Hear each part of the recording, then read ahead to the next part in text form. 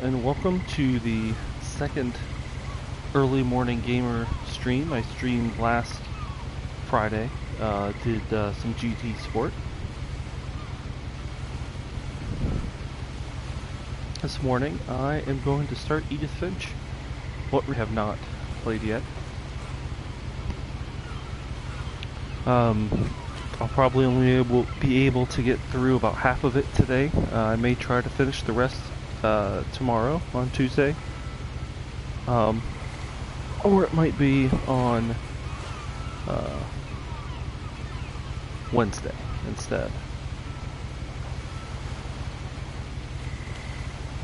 Alright, here we go.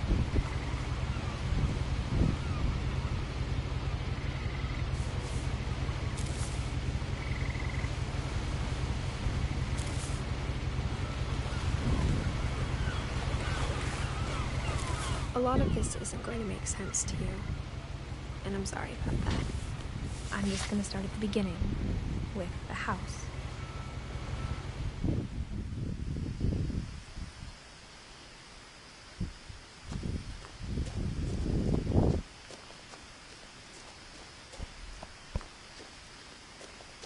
I lived here until I was 11, but I wasn't allowed inside half the rooms.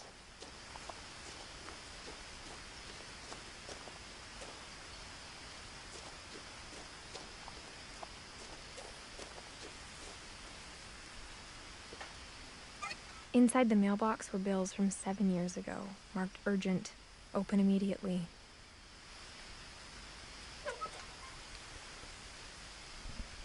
That's not good. Oh, okay. There we go. I hadn't been back since my brother Lewis's funeral.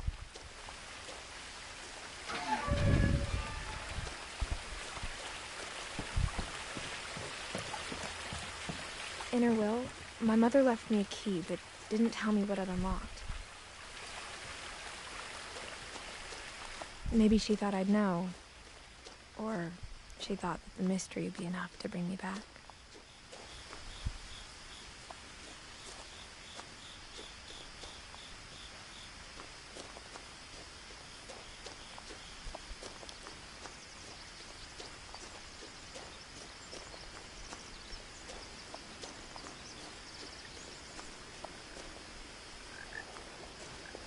Man, this is good. The truth is, good looking game. Even after I inherited the house, I never thought I'd come back to it. But now I had questions about my family that only the house knew the answers to.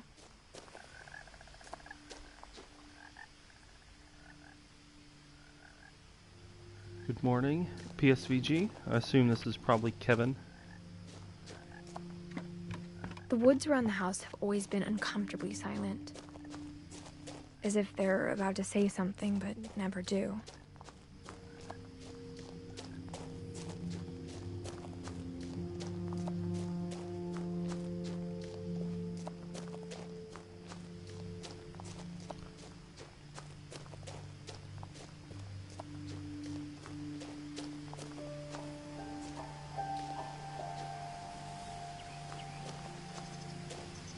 Missing. The house was exactly like I remembered it, the way I'd been dreaming about it.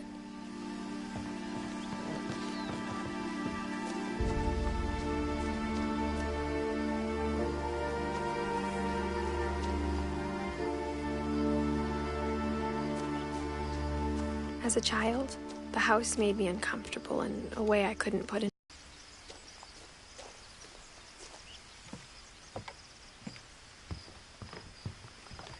Now, as a 17-year-old, I knew exactly what those words were.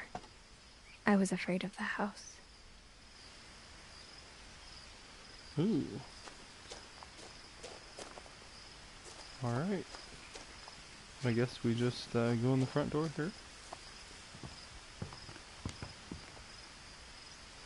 I chose Edith Finch as sort of my Halloween game. I don't think it's scary exactly, but I hoped the key might unlock the front door. It didn't.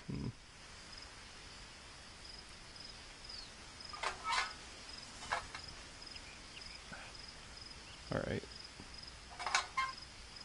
Looking in, I felt like the house itself had been waiting for me.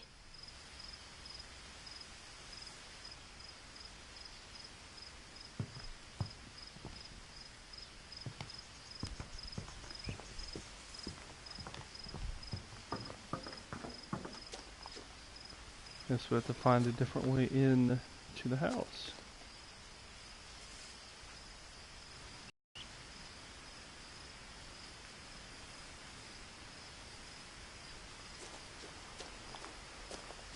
Man, this is a good looking game. Oh, do we have to crawl in through there?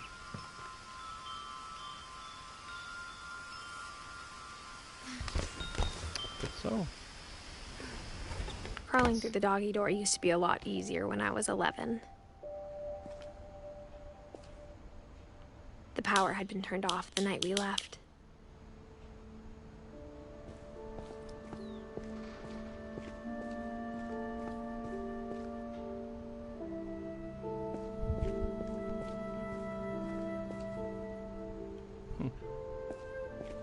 For the first time in years,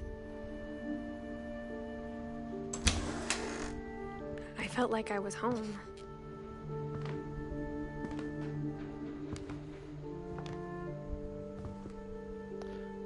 So left in a hurry.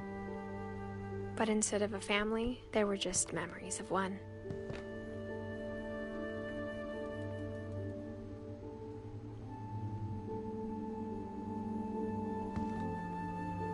Like how after Lewis started working at the cannery, we all got sick of eating salmon. Except our cat, Molly.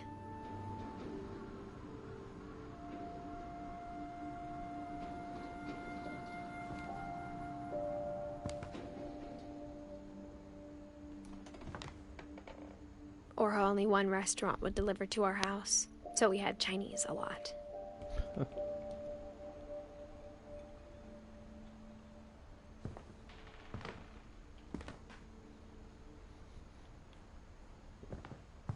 Nothing in the house looked abnormal. There was just too much of it, like a smile with too many teeth.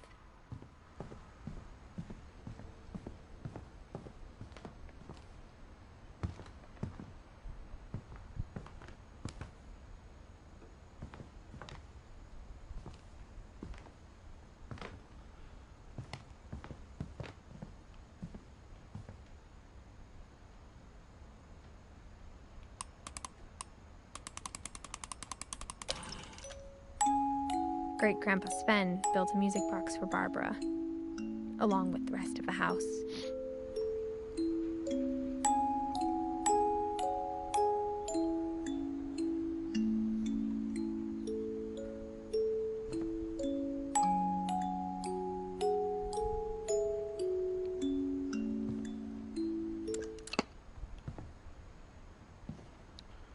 Mom always told me to stay out of the basement, so I wasn't too surprised when the key didn't fit.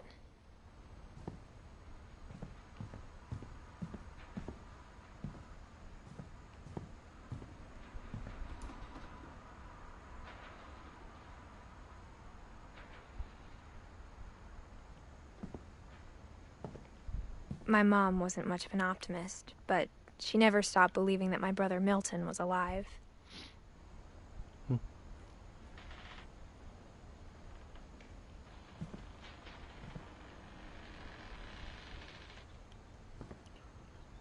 Puttied shut. Huh. Alright. After Milton disappeared, Mom sealed up all the bedrooms. Wow. Then Edie retaliated and drilled peepholes.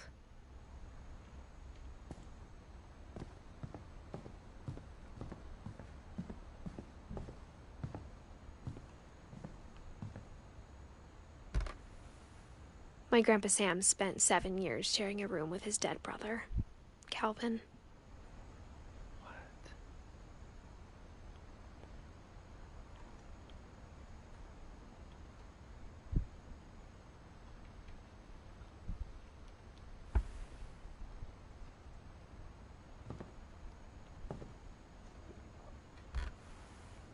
As a kid, I just assumed every house had peepholes and sealed rooms you weren't allowed inside of.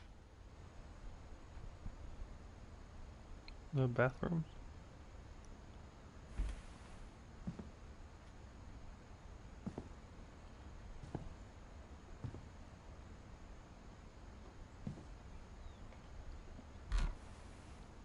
The last time I was in Edith Sr.'s room, I was 10 and she was painting my portrait.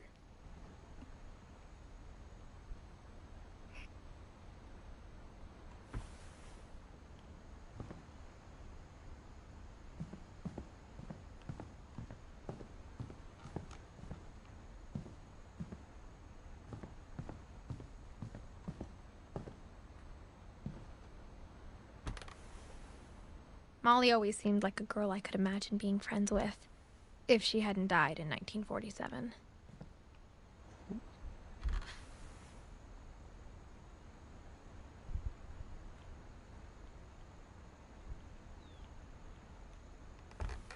All right. Oh, there's an open door. I spent a lot of time playing in Great Uncle Walter's room.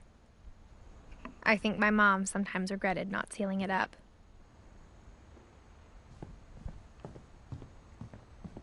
Lewis told me there were secret passages, but I never believed him.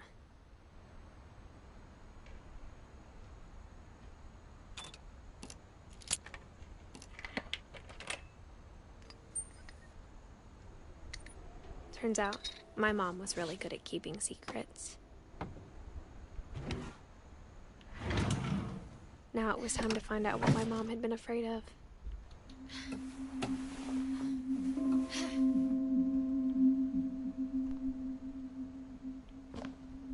Reading this, maybe it sounds like I had a plan. From the paintings on the wall, it was clear my brother Milton had been here before me.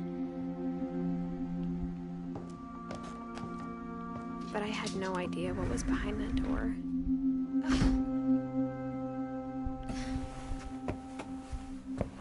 Just like I had no idea where all this was gonna lead.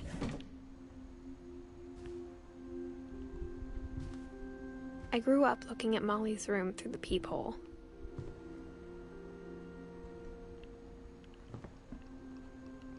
Molly's gerbil had a tiny bedroom with its own even tinier gerbil cage.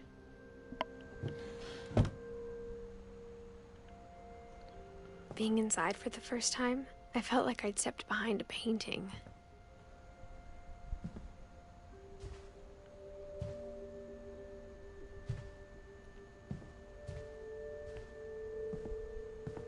I got the sense Edie had spent a lot of time here, before my mom sealed the doors.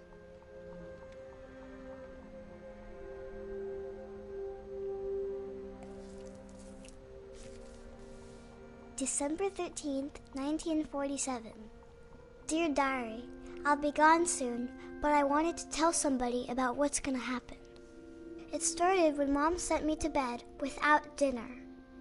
I woke up and I was starving, so I looked around for something to eat. The gerbil food was dry, but I didn't mind it. Oh.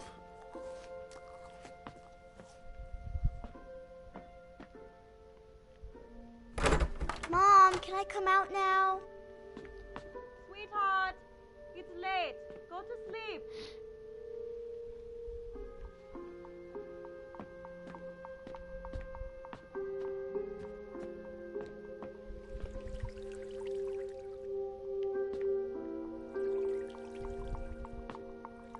I thought about eating Christopher, but I held back.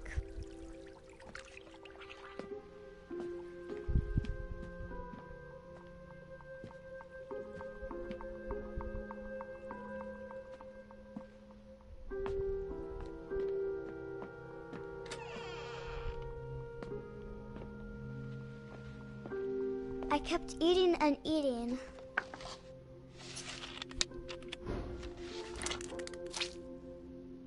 Ugh.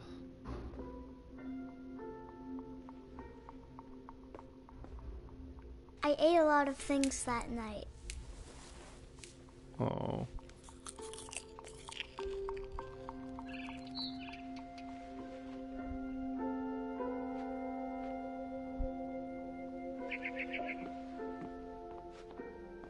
Then I heard chirping outside my window. It was a barn swallow going back to her nest. I reached out for her.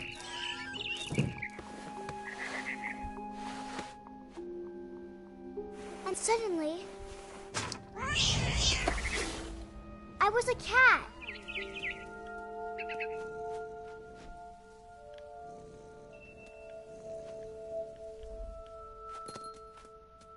I tried to be quiet, but the bird was really scared.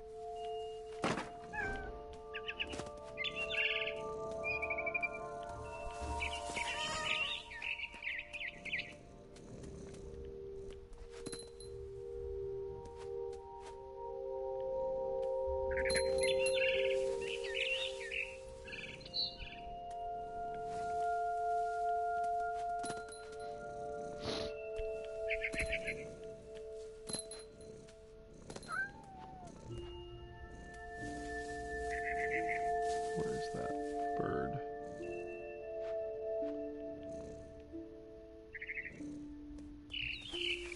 Oh, there it is.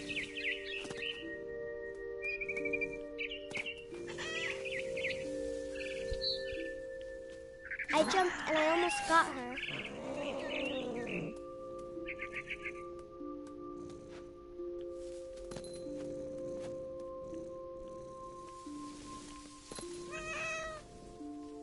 I could tell she was getting really tired. Now I was up in the big tree. I promised Dad I wouldn't climb it anymore. All I cared about was eating that mama bird.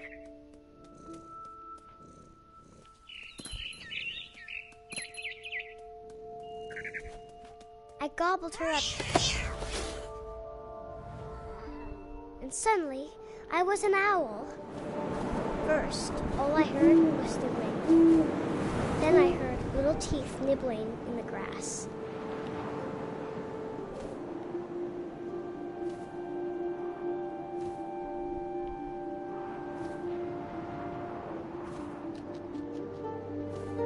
Rabbits.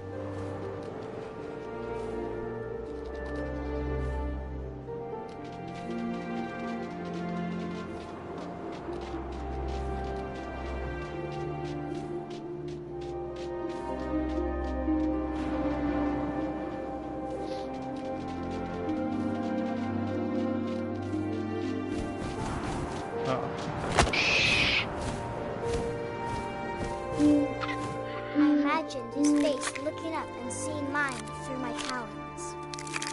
I swallowed him up, and I didn't chew one bit.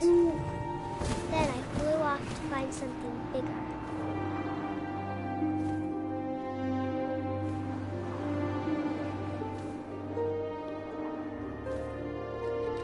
A mama rabbit.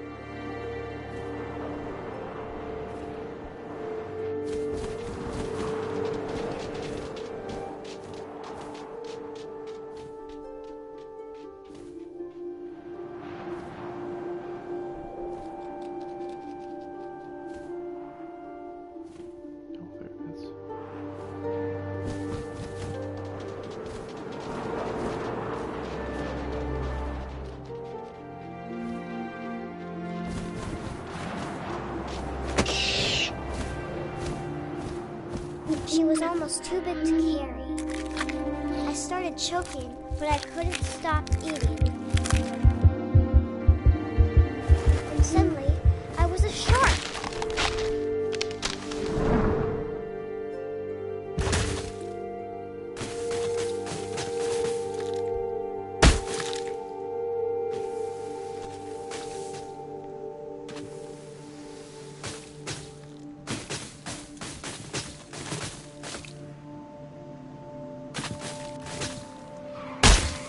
I rolled off a cliff and into the ocean. Now, I was hungrier than ever.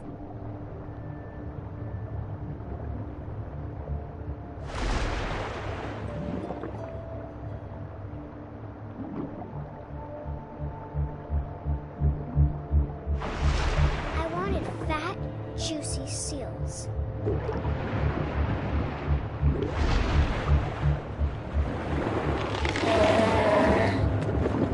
Off her flipper, and it tasted really good.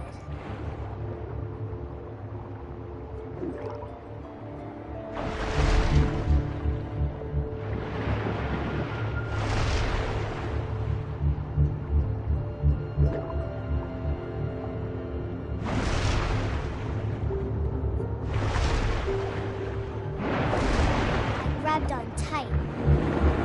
But I was so hungry, I jumped out of the water. When I opened my eyes, everything had changed.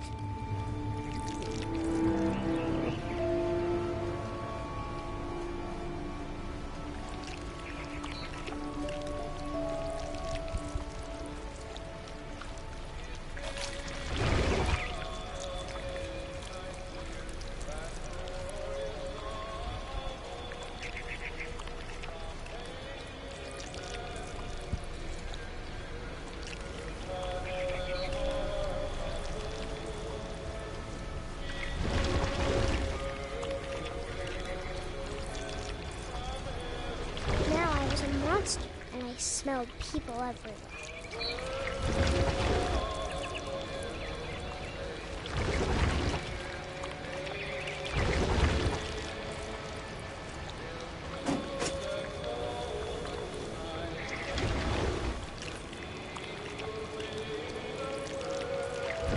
I was big, but I moved real quiet.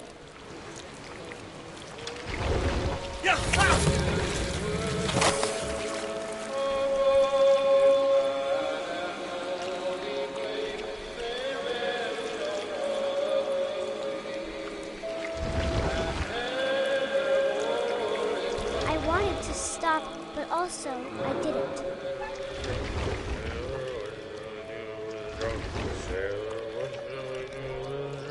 Huh. I sing this song all the time.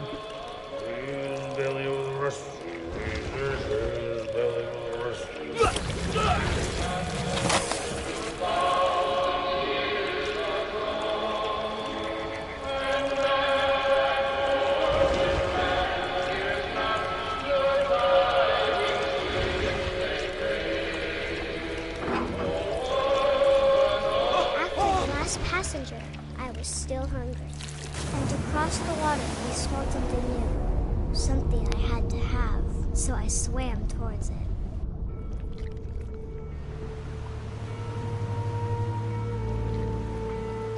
I slithered onto the sand, and the good smell went into an old pipe.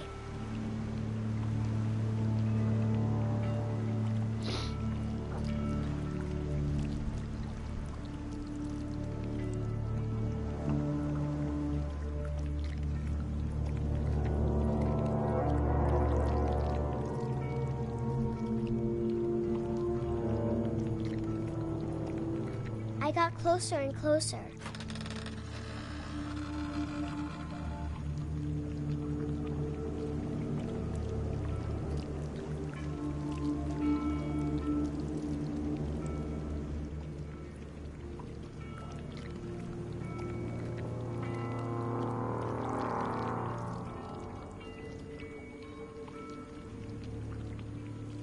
All of my stomach started growling.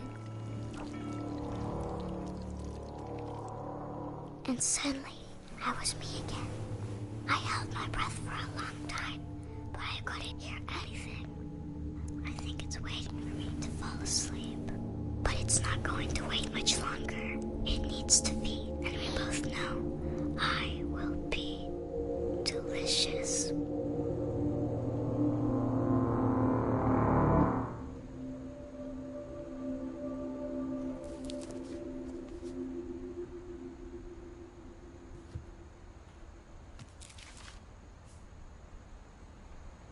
I'm not sure if I believed all of that, but I'm sure Edie would have. Jeez.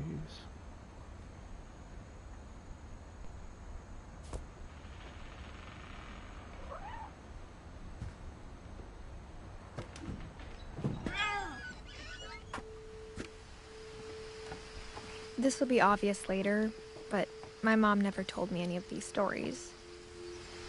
Edie would have, but Mom didn't like bringing up the past. Though, when we adopted a stray kitten, I I spent a lot of time in Great-Grandma Edie's room.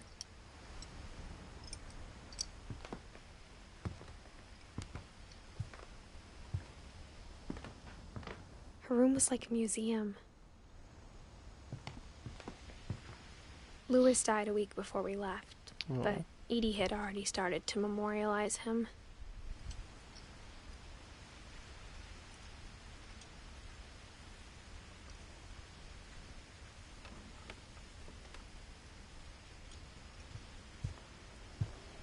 Anything else in here?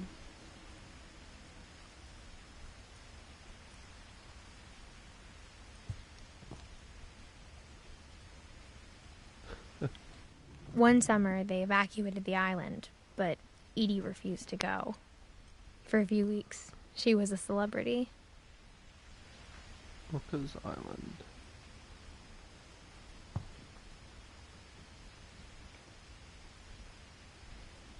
Oh, this is New York.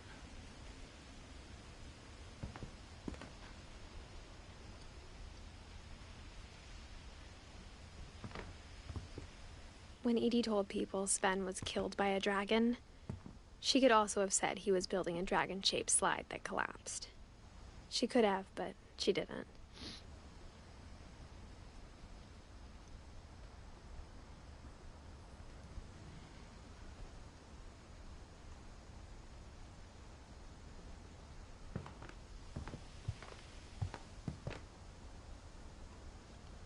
Even in her 90s, sometimes Edie seemed a lot younger than my mother. The only trace Grandpa Sam's first wife, Kay, left on the house was the pink bathroom. It was a pretty big trace.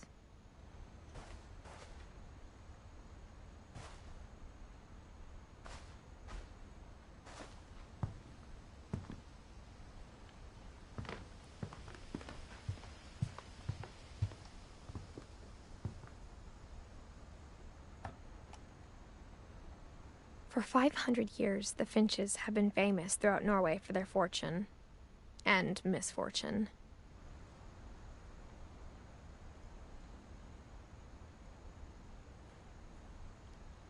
Odin Finch buries the latest victims of the family curse, his wife Ingeborg and their newborn son, Johan. On January 7th, 1937, he set sail with his family and his house, hoping to leave the curse behind. But 40-foot waves off the coast of Washington send the house and Odin to the bottom of the sea. Odin's daughter Edie, with husband Sven and baby Molly, step ashore on their new home, Orcas Island. Odin Finch is the first to be buried in the new family cemetery. His daughter Edie is already dreaming of a new Finch house.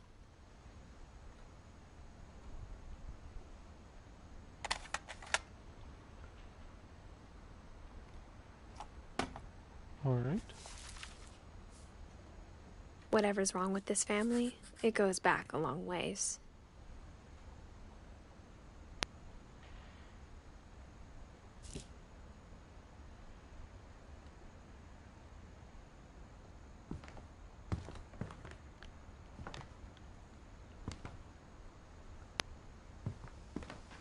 Do we go back out the window?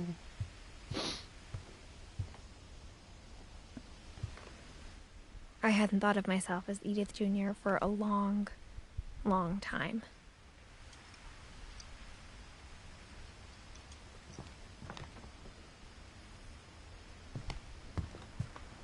Edie gave a big interview about a mole man living under the Finch house. My mom was furious.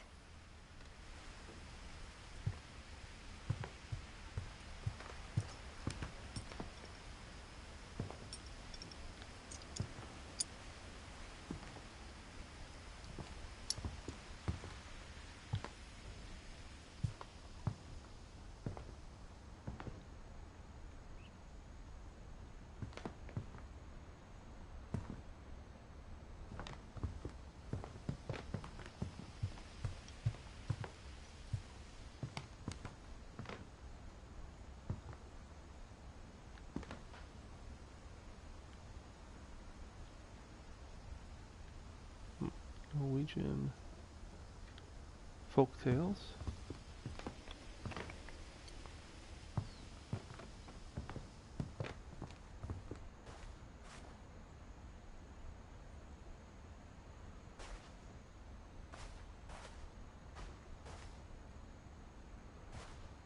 Ah, there we go.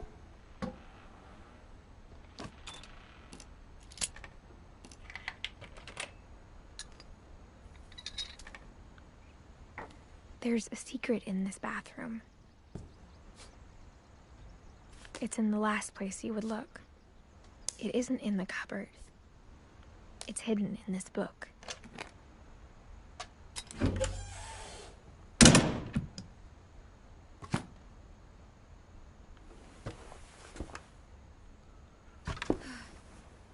Sven gave Sam an old camera he'd refurbished.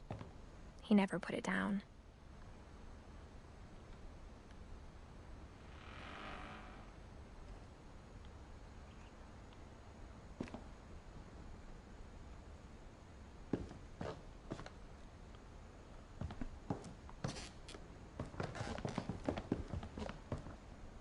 Milton was here.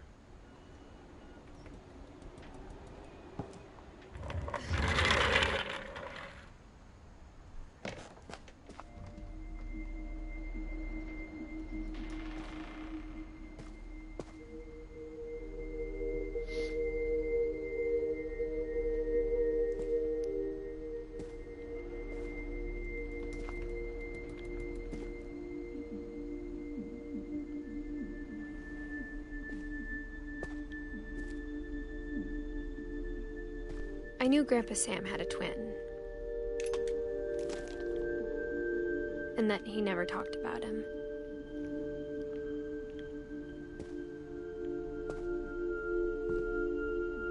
I guess my grandpa didn't like history any more than my mom did.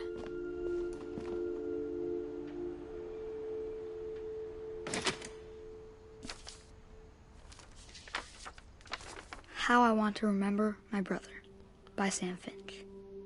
The thing I remember is that when he made up his mind, that was it.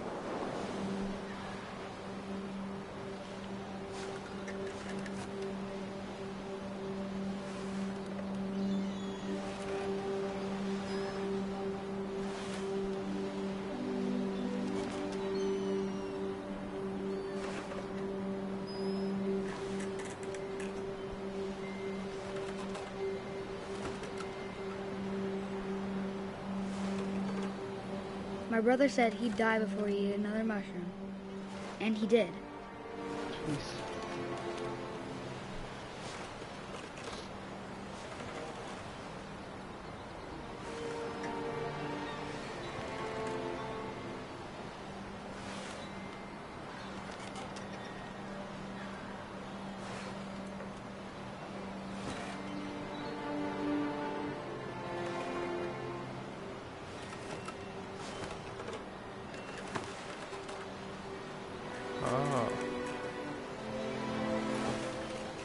At Barbara's funeral, we swore we'd never be afraid again.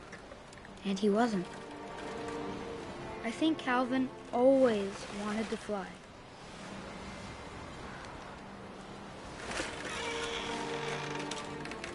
Sam! Calvin! Dinner's ready! Coming!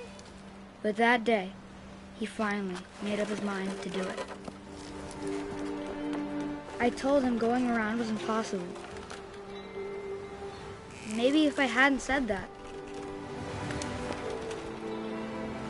Calvin! I'm not gonna tell you again! Maybe if the wind hadn't picked up. Then maybe he'd still be here. But I doubt it. I think he'd already made up his mind. That's what I want to remember about my brother.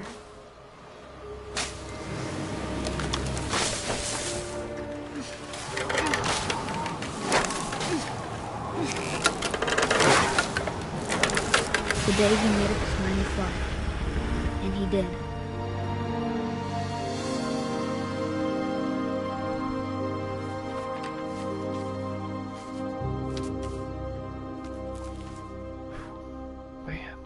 Calvin's story felt strangely familiar.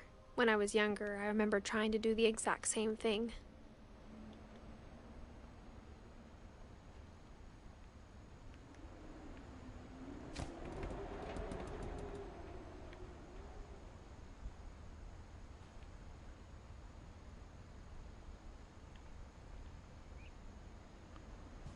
After the funeral, Edie roped off Calvin's half of the room.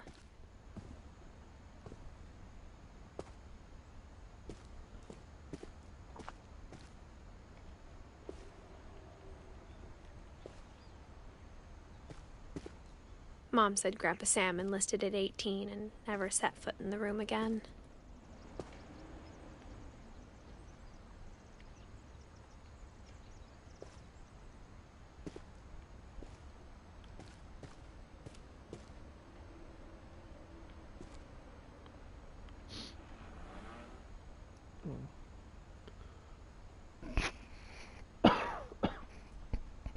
Excuse me. All right.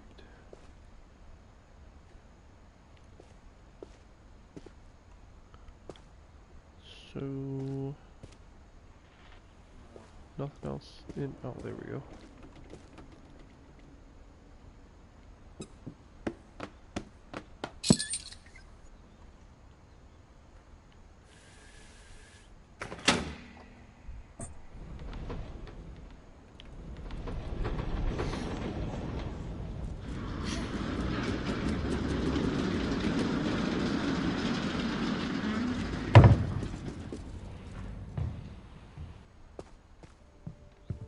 The passages were a pretty tight fit. They'd obviously been built for smaller hands and bellies.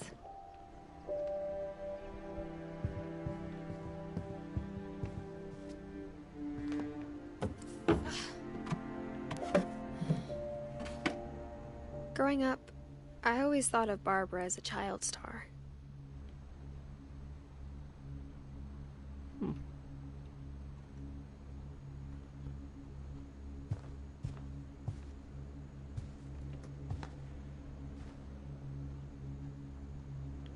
I never thought about how hard it must have been for her afterwards.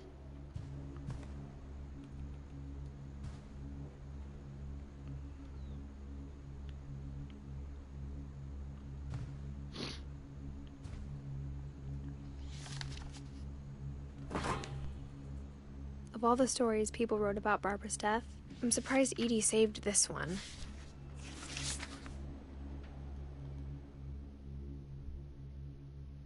Old Jack here with another ghastly tale inspired by America's most unfortunate family.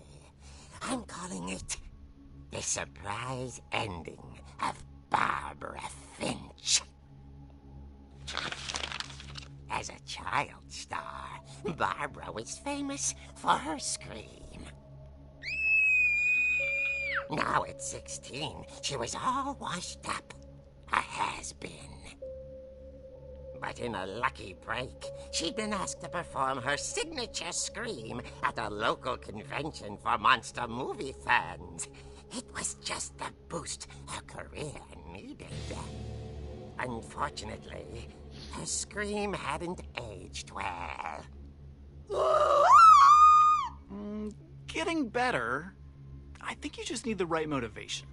Her biggest fan and current boyfriend, Rick, was about to demonstrate when...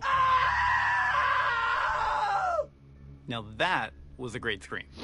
It was Barbara's father, Sven. He'd slipped into a table saw and had to be rushed to the emergency room. So Barbara got stuck babysitting her youngest brother, Walter. Her convention comeback was cancelled. Okay, I'm hearing frustration, but I'm not hearing terror. What if I tried... A gang of hoodlums in Halloween masks have been terrorizing Orcas Island tonight. Police are urging residents to... That came from the basement. You're right! Also, I loved your delivery on that. Why is your basement door locked? Because my dad likes making puzzles and secret passages. There's a key hidden in the music box. The secret is to keep winding and winding until finally the key pops out. Thanks, babe. I'll be back in a sec. 20 minutes later, Rick hadn't returned. So Barbara went to look for him, right on cue. She reached for the music box.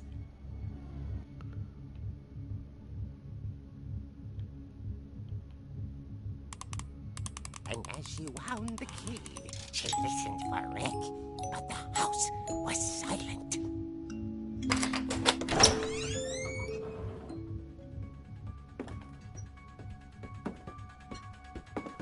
Halloween music. She found Rick's crutch and imagined the worst.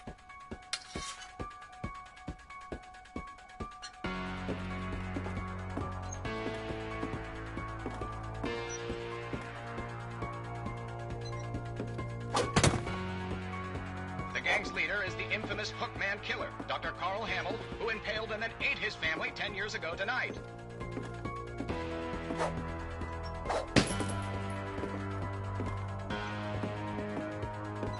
The old fridge rattled and grew still.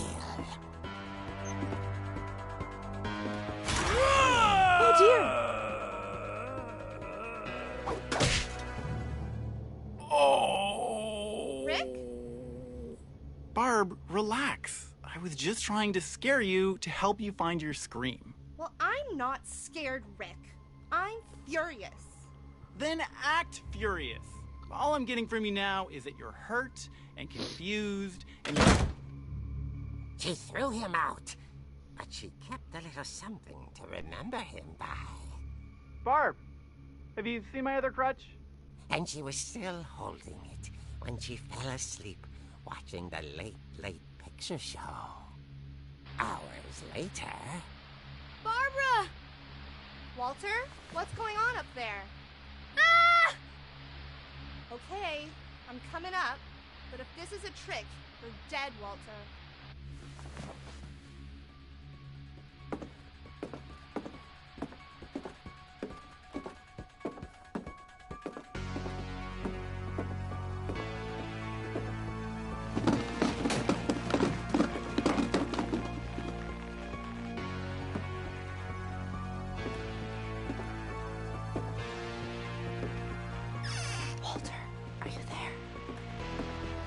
Walter had vanished, but his bedside radio was still on. Orcas Island police describe the man as 6 feet tall, with a steel hook for a hand. Residents are urged to lock all doors and windows and notify the police of any suspicious activity. Barbara turned, saw the Hookman, and was speechless. He was quite smashing.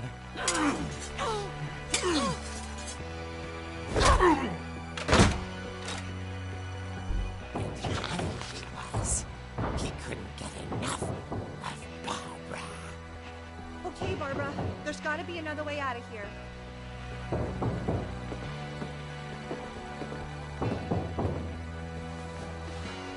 That night, she played her part beautifully.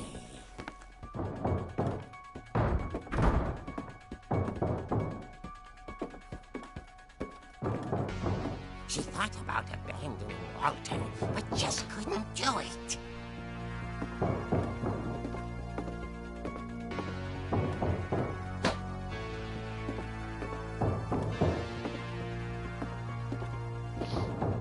Molly's door hadn't been opened in years. The hinges groaned.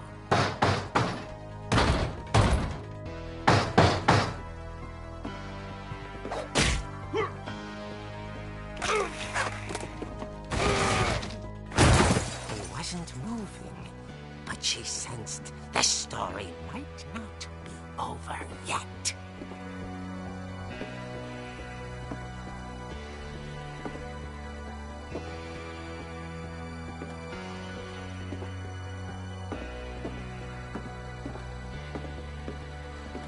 The Hookman had vanished.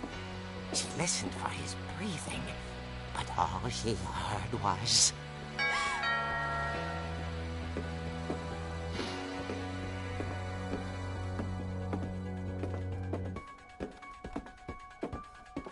door, she heard whispering. It was coming from inside the house.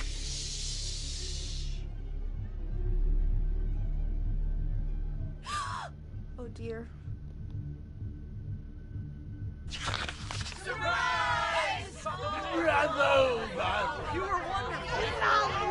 The monsters had come to surprise her. For Barbara, it was a dream come true. Then she saw what kind of monsters they were, and she realized what was about to happen. She was going to be famous. And with her final breath, Barbara Finch gave the performance of her life.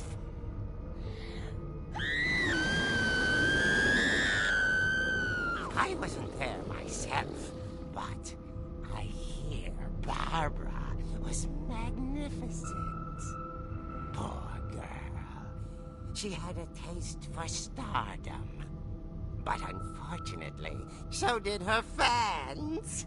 Of course, the police blamed it all on poor Rick, who disappeared the same night.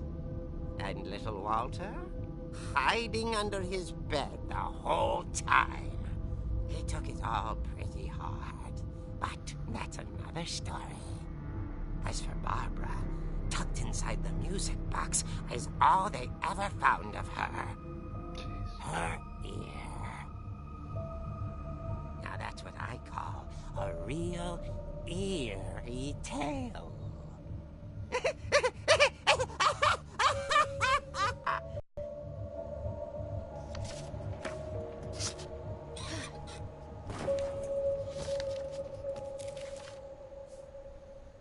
Edie told me all Barbara wanted was to be remembered, as absurd as that comic was. Maybe what Edie saw was a happy ending.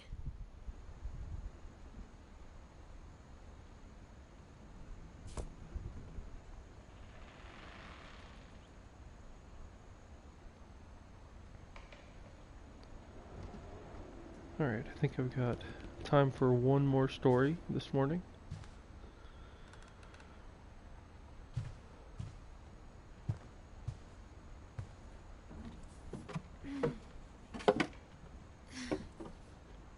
I guess now I know why Mom didn't like me playing with the music box.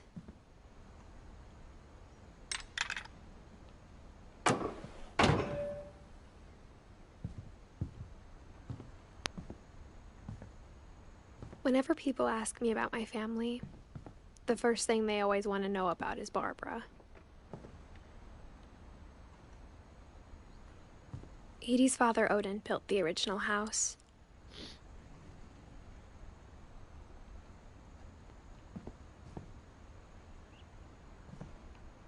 Mom must have locked the third floor stairs on the night we left. Okay.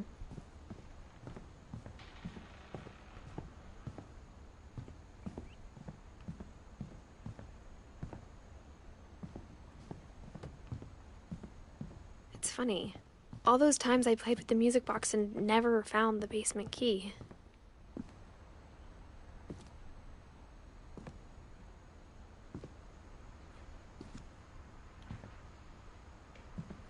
A lot of things got left behind in the whirlwind of that last night.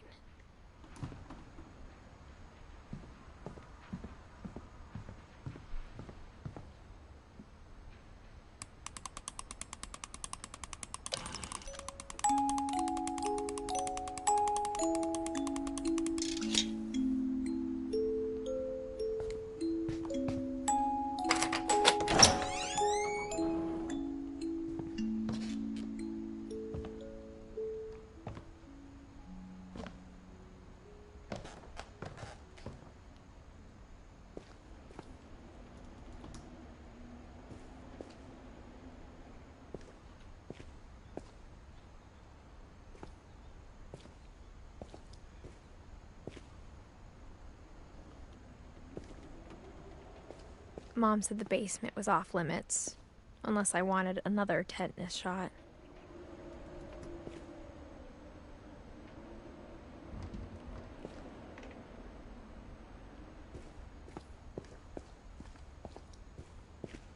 I saw Edie sneak down to the basement once, carrying packages.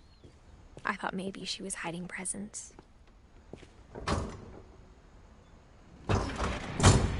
It turned out she was hiding a lot more than that.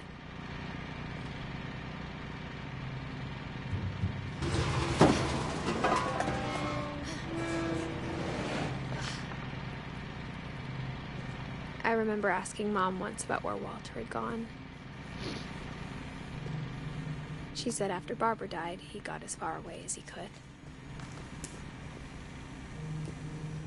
If there's a pattern in all these stories, I think it's that none of us has gotten very far.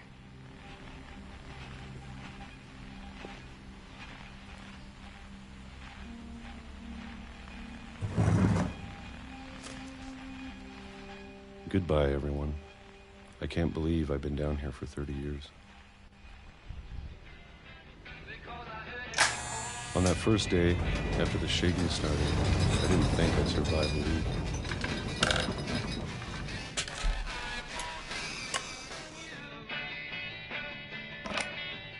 But after a few days, I settled into a routine. That's what kept me sane. Having a schedule, living for today. I always expected to be dead tomorrow. But if you wait long enough, you get used to anything.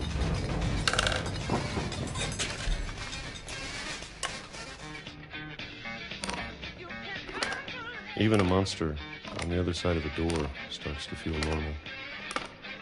Almost friendly.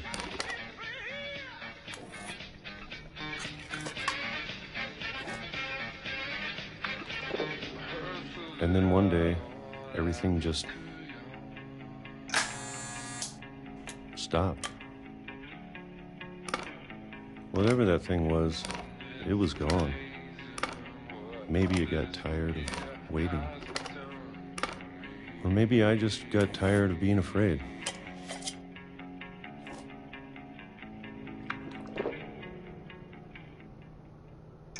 It's been a week now, the longest in 30 years. I'm done waiting. I have to leave while I still can.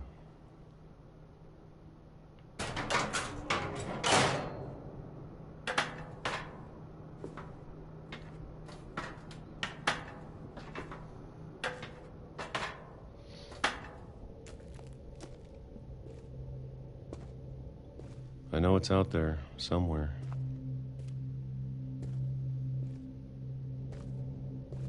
Whatever killed Barbara and Molly and Calvin.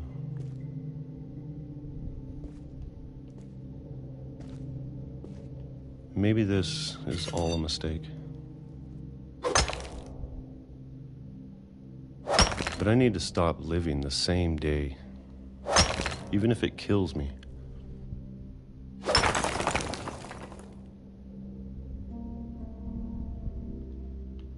Whatever's out there, I want you to know I'm ready for it. I'm going to appreciate all of it, especially the food. I don't mind if I only have a year left, or a month, or a single week. I'd be happy with one new day. I can already imagine the sun on my face.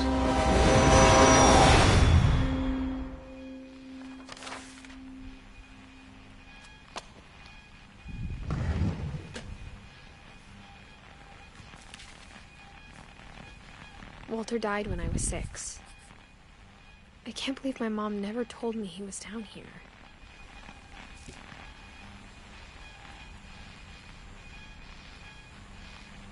Alright, that's where we're going to call it a day.